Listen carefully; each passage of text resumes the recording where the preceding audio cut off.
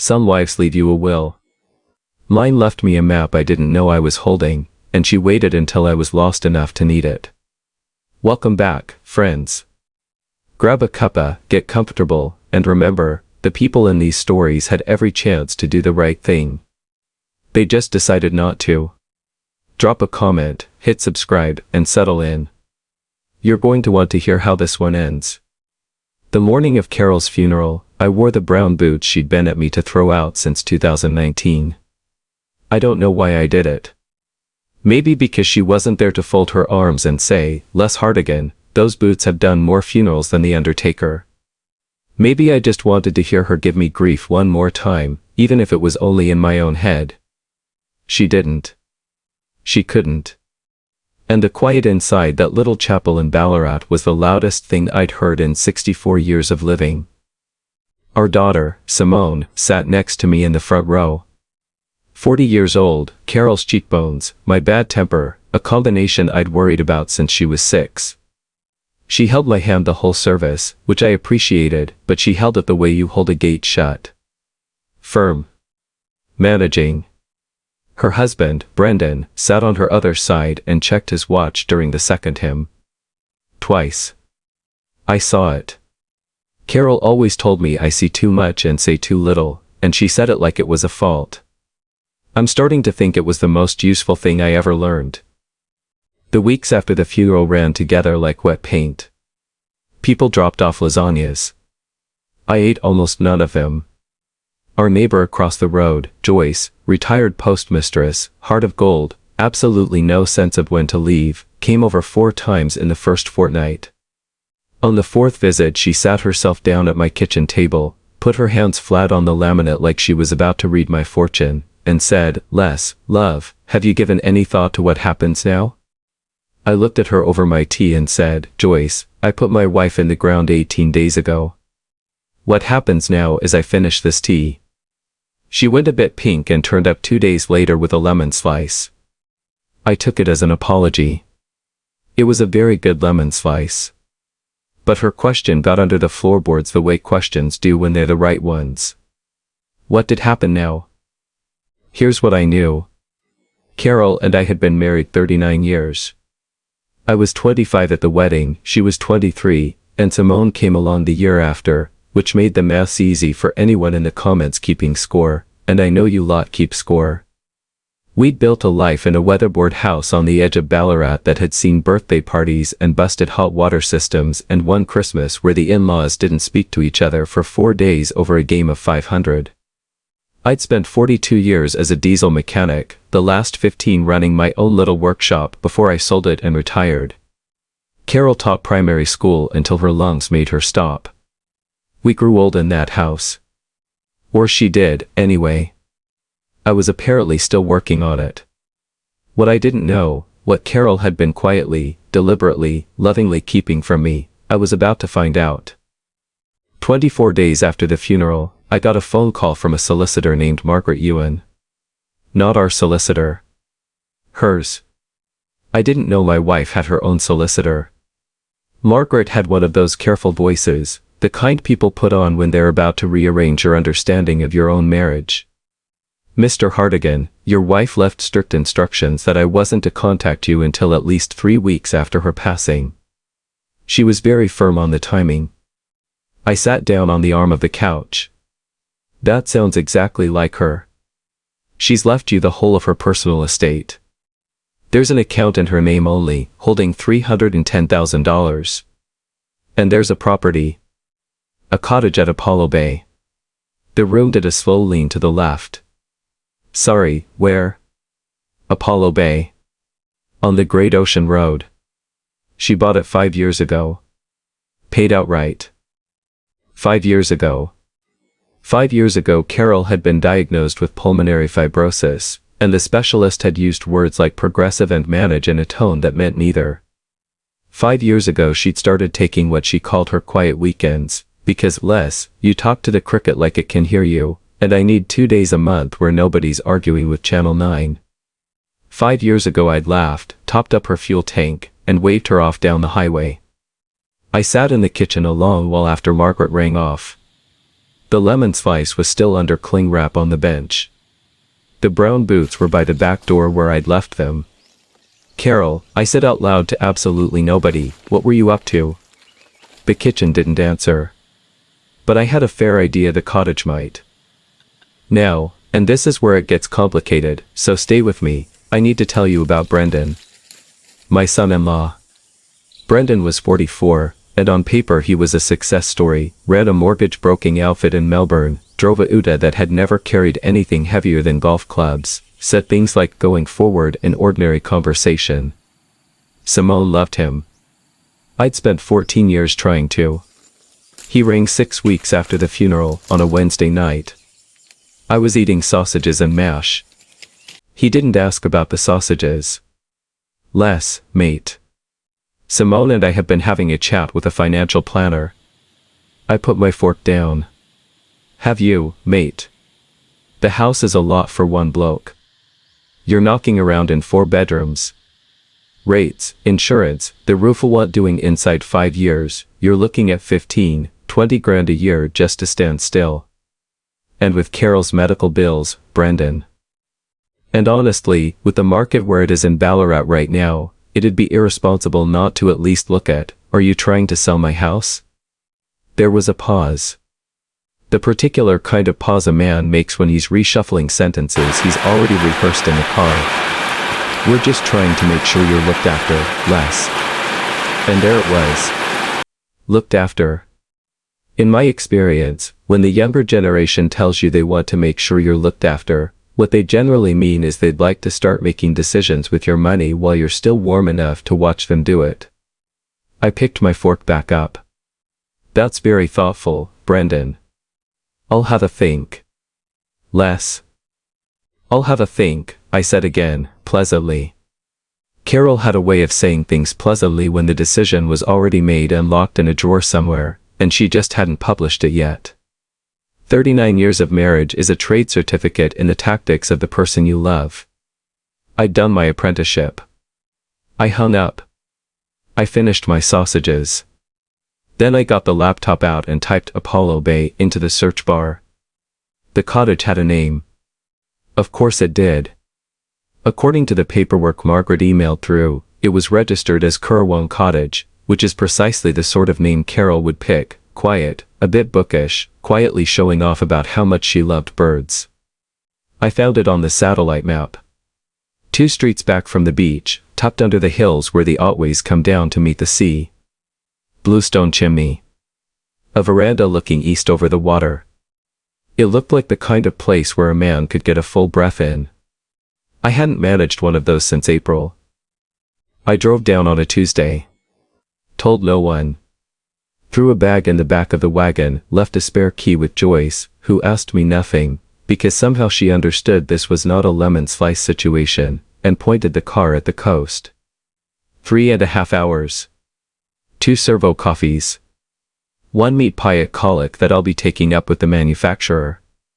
I came over the last hill into Apollo Bay just on 4 in the afternoon, and the light over the water was doing something I won't try to describe because I'd only make it sound like a postcard. I found the street. I found the cottage. I sat in the car for a minute with the engine ticking, then walked up to the key safe Margaret had told me about and punched in Carol's birthday. The little door swung open. Of course it did. Inside, everything was clean. Crockery in the cupboards, a knitted rug folded over the couch, kindling stacked dry beside the wood heater. Someone had been looking after the place. I didn't know yet who. Then I saw the kitchen table. 1 envelope. My name on the front in Carol's handwriting, that round, forward-leaning script she'd had since teacher's college and never once updated. My hands weren't completely steady when I picked it up. I stood there in a kitchen I'd never seen, in a town I'd driven through maybe twice in my life, holding a letter from my dead wife, and I thought, not for the first time since April, Carol and Hartigan, you are the most organized woman who has ever drawn breath. I nearly smiled. Then I opened it. She'd written 11 pages. And on page 3 she mentioned a name I had never heard in 39 years of marriage, a woman called Roslyn Carmody, and what Carol had written about her, in that round forward-leaning hand I'd know anywhere, stopped my heart dead in my chest. If you've made it this far, do me one small favor, hit subscribe. Most people listen without ever doing it, and it costs you nothing but means the world to us. Right. Back to the letter. I read all 11 pages standing up. Don't ask me why I didn't sit. Some part of me must have decided that whatever was coming needed me on my feet. Her handwriting never wavered. That was the first thing that got me, the steadiness of it. She'd written this knowing exactly where I'd be standing, knowing exactly what my face would do on page 3. After 39 years she could write a letter that took me apart and put me back together in the same paragraph, and she knew it, and she did it anyway. Pages 1 and 2 were what you'd expect. She loved me. She explained the money, the cottage, the secrecy. She said she'd needed to know there'd be one thing in my life that was entirely mine, not ours, not the family's, not subject to anybody's financial planner or anybody's going forward. She wrote, and I could hear her voice in every word of it, you spent 39 years keeping everyone else's wheels turning, Les. My oxygen scripts. Simone's first car that you rebuilt twice. Every neighbor on our street who ever heard a rattle under the bonnet and knew exactly whose gate to walk through. I needed to know that when I was gone, somebody was still keeping yours turning. And since I can't do it myself, and believe me, I had words with the Almighty about that and got nowhere, I've made other arrangements. I laughed out loud in that empty kitchen. Then I got to page 3. Her name is Roslyn Carmody. She lives 8 minutes up the hill, on Walbird Track. She's 59. She lost her husband, Frank, 7 years ago. He was a cray fisherman out of the harbor here, and she is one of the most decent human beings I have ever come across. Before you panic, Les, and I know you're already panicking, let me tell you how this happened. I was absolutely panicking. I kept reading. 5 years ago, the weekend after my diagnosis, I drove down here on my own. I found this cottage on a real estate site and I made an offer that same afternoon, because when a specialist has just put a clock on your life, you stop dithering. The second weekend I came down, I blew a radiator hose on the gravel up near Marina's Lookout. No phone signal. Getting dark. Roslyn came around the bend in a 40-year-old Land Cruiser, pulled over without being asked, looked under my bonnet, and had me going again with a length of hose and a screwdriver in 20 minutes. Then she made me follow her down to her place for a cup of tea, because, and I quote, you look like a woman who's been given bad news and hasn't told anyone yet. She was right. I sat down at her table. We talked for 5 hours. I told her about my lungs.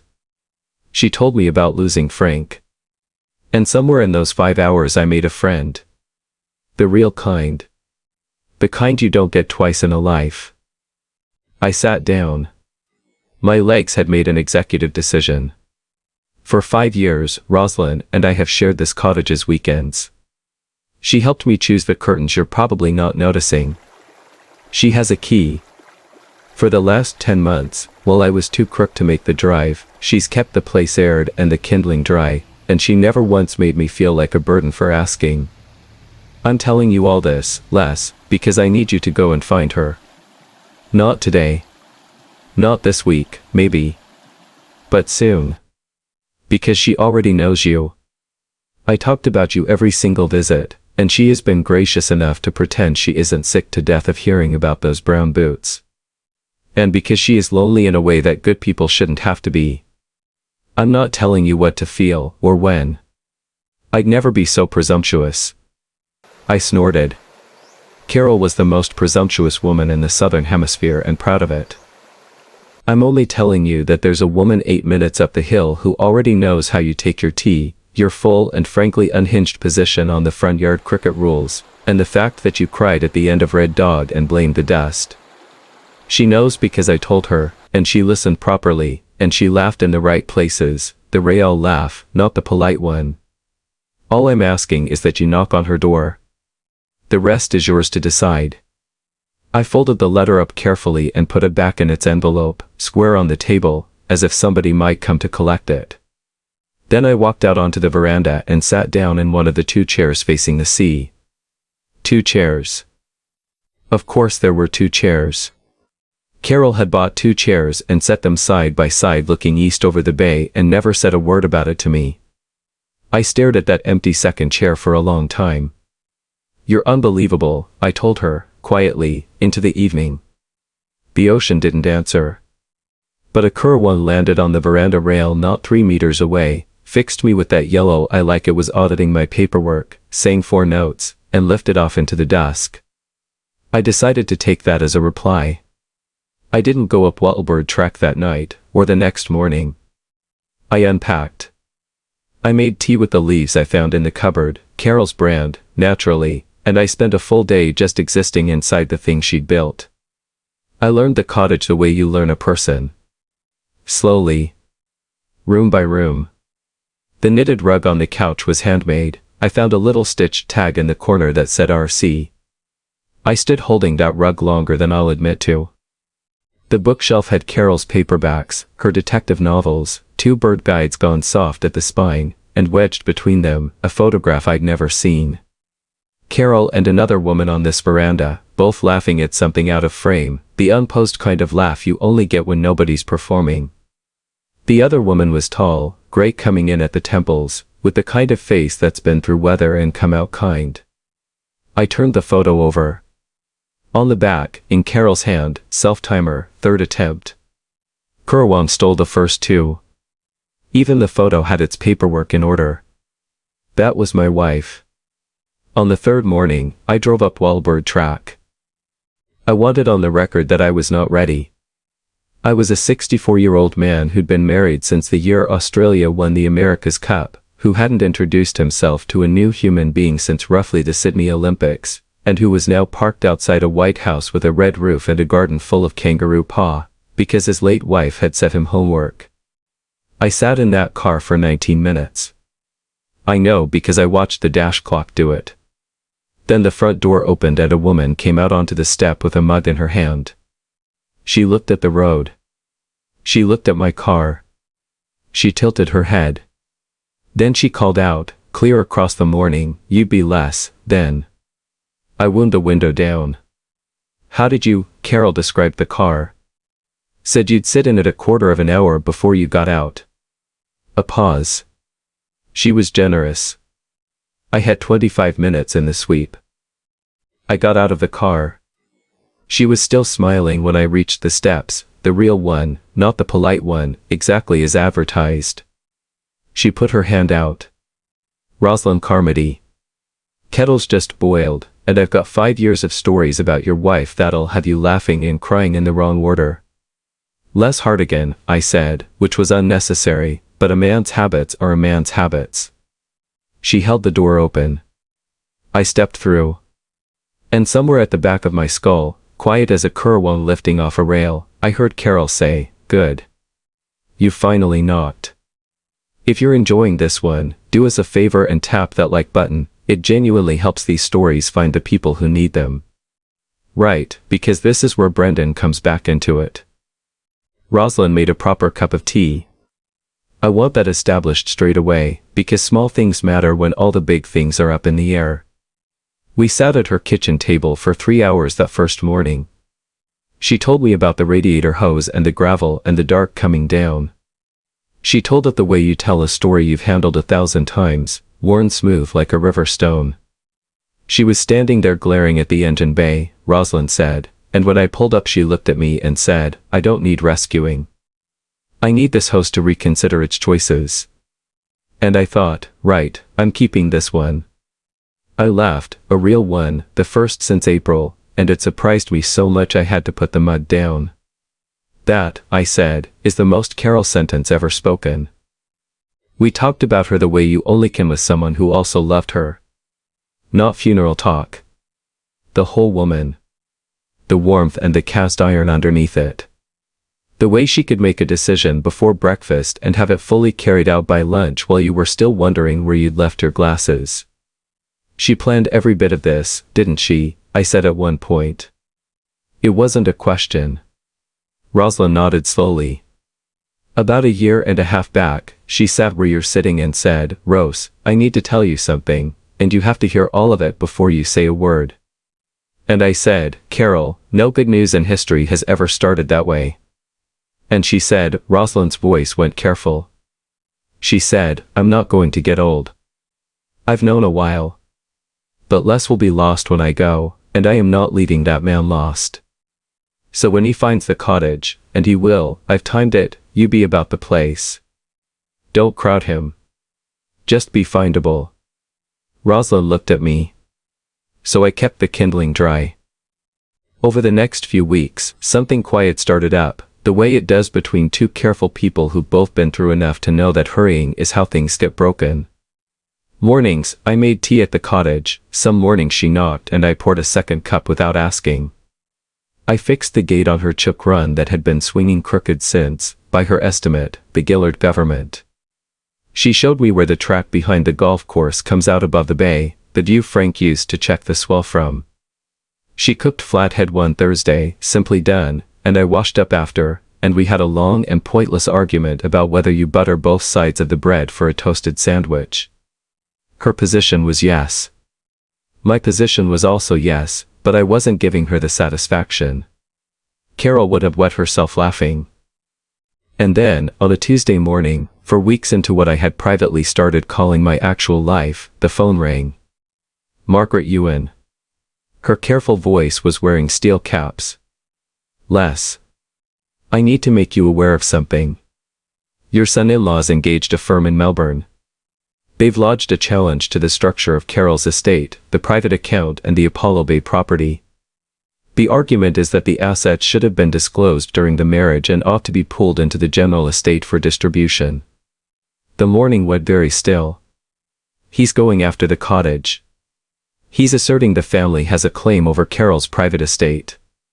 Which would include the property, yes. I stood up off the veranda chair.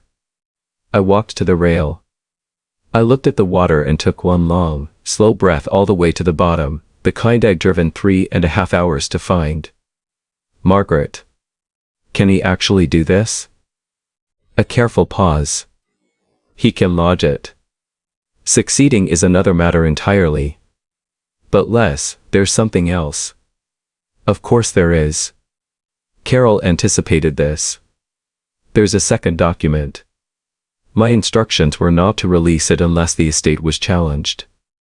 I closed my eyes. She left a second document. 19 pages, Margaret said, and underneath all that professional care I could hear something close to admiration. Notarized. Witnessed by 2 independent solicitors.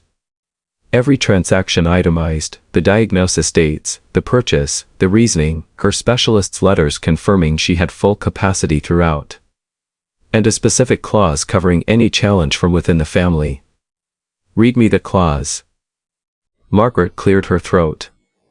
In Carol's own words, in the event that any member of my family contests this estate rather than honoring it, the entire balance of my personal account is to be donated immediately to the Great Ocean Road Coast Committee in my name, placing it permanently beyond family reach.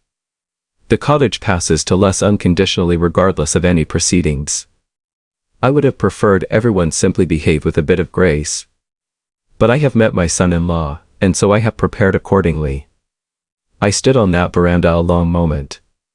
Down on the rail, a Curwan landed, unhurried, magnificently indifferent to the legal affairs of the Hartigan family. She wrote that, I said. She actually put I have met my son-in-law in a notarized document. Word for word, Margaret confirmed. I started laughing. I laughed until my eyes ran, standing on the veranda of a cottage I hadn't known existed 2 months earlier, with the bay glittering and my wife's voice coming down the line from 19 pages past the grave, still the sharpest person in any room she'd ever entered, including rooms she was no longer in. Send it to them, Margaret, I said, when I could talk. Sent 40 minutes ago. Good. Let it sit on his desk a while. Simone rang that evening. Not Brendan. Simone. I was at Roslyn's table. She read the room in half a second, picked up her glass, and took herself out to the step, pulling the flywire door to behind her. I mouthed thanks. She waved it away. Dad. My daughter's voice was small in a way I hadn't heard since she was about 9. I didn't know about the second document. I want you to know I told Brendan not to. I told him it felt wrong and he kept saying it was just due diligence, and I should have said it louder. I know, love. A long pause. Then, did Mum really write that? About having met him? Word for word. Notarist. And then a sound I didn't expect, a short, wet, completely involuntary laugh. Oh my God. That is so Mum. It really is. He's withdrawing it. The challenge. I sat in his office this afternoon and I didn't leave until he rang the solicitors in front of me. A breath. Dad, the money was never, I don't care about the money.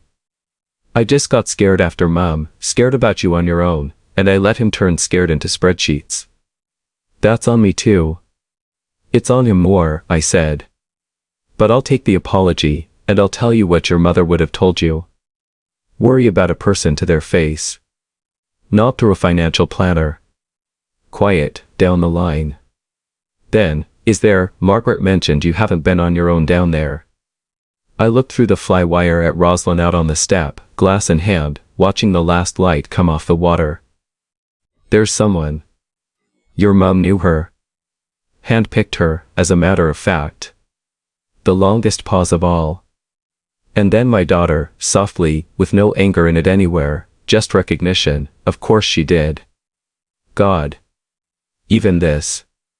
She organized even this. Down to the curtains, love. Can I come down? Just me and the kids first, I think. Brendan and I have got some talking to do before he's earned a spot at that table. When you're ready, I said. The veranda seats 4. Your mother counted. I went out after we hung up. Roslyn shifted over without being asked.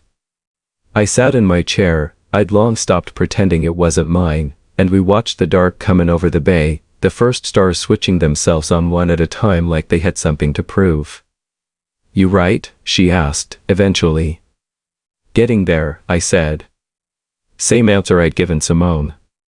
Truer every time it came out. A muttonbird colony was working its way home across the water, low and dark against the last of the light. Roslyn took a sip and said, quietly, Carol told me something once.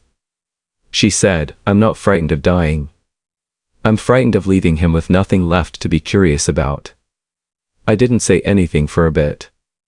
I reckon she fixed that, Roslyn said. I looked out at the water, at the stars, at the lights of the town curled along the bay, at the dark hill where a white house with a red roof stood 8 minutes away by a road I could now drive without thinking. I thought about a woman who loved me thoroughly enough to plan past her own ending. Who found me a friend on a gravel road with a busted radiator hose. Who wrote 19 pages of legal armor and locked it in a drawer just in case, and 2 pages of love to go with it, and knew exactly which one I'd need first. Who put 2 chairs on a veranda facing the sunrise and trusted me to find my way to the second one eventually. Yeah, I said. I reckon she did. Somewhere out on the bay a muttonbird called, and for the first time since April, I answered the dark out loud. I'm right, Carol. I'm right. And if you take anything from an old mechanic story, let it be this. Love isn't the flowers and it isn't the words, it's the arrangements. It's somebody quietly making sure your wheels keep turning after they're gone. Look after your people while you can still do it to their face.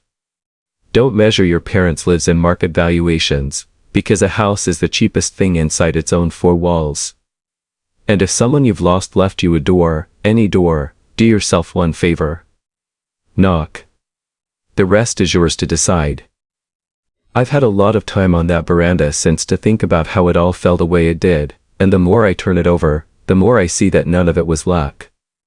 Carol didn't get the last word because she was clever, though she was the cleverest person I ever shared a kitchen with. She got the last word because she did the quiet, unglamorous work years before anyone needed it. She drove to a specialist, heard the worst, and instead of folding she made arrangements. That's the thing nobody tells you about looking after the people you love. It isn't a feeling you have at a funeral. It's a stack of paperwork you sort out while you've still got breath, witnessed and notarized, so that the ones left behind aren't standing in a kitchen wondering what comes next. And here's what I keep coming back to about Brendan. He didn't lose the cottage because Carol was richer or better connected. He lost it because he led with the spreadsheet instead of with the man. He saw an old bloke rattling around a 4-bedroom house, and he saw an asset, not a father-in-law who'd rebuilt his wife's car twice and stayed up 3 nights with a leaking roof. When you treat a person like a number, you shouldn't be surprised when the numbers turn around and bite you. That's just cause and effect. Carol saw it coming a year and a half out, because she'd met him, and she built the fence before the flood. If I've learned anything worth passing on, it's that a decent life rests on 3 things, and they hold each other up. The first is being the sort of person who does right by people even when no one's watching, Carol keeping that cottage ready for me, Roslyn pulling over on a dark gravel road for a stranger with a busted hose. The second is having the wit to see how things really are and not how you'd like them to be, knowing your own son-in-law well enough to plan around him without ever once being cruel about it. And the third is the backbone to keep standing when the ground's gone out from under you. I sat in that car 19 minutes before I could knock on Roslyn's door. Grief doesn't ask if you're ready. You go anyway. So look after your people while you can still do it to their faces, not through a financial planner. Pay attention to who folk actually are, because that knowledge will save you more grief than any inheritance. And when life takes the one person who held your whole world together, find the nerve to get out of the car and knock on the next door, even with your hands shaking. Carol planned a great many things for me. But she left that last step for me to take on my own. I reckon that was the point.